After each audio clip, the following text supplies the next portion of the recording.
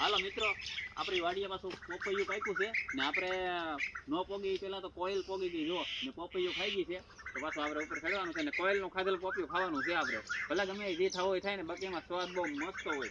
તો હાલો ચડીએ પોપિયું હવે.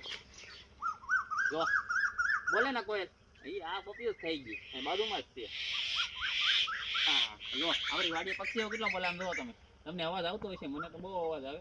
તમને કદાચ કેમેરા સુધી અવાજ પકતો હોય. જો કાબર બોલે, લાટ પક્ષીઓ બોલે.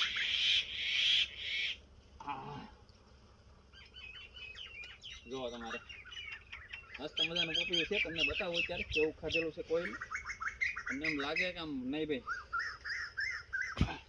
કેમ કે હવે જાડવે ભાઈ કોયલ છે, બીજું કોઈ પોપિયું ન ખાઈ, ખીસકોલી એવું ખાઈ જાય. આમ જો સાસુ એ કેવી રીતના ખાધેલું છે, ઘટે ને એવું ખાધેલું છે ને મસ્ત મજાનું પોપિયું પાકી ગયું છે.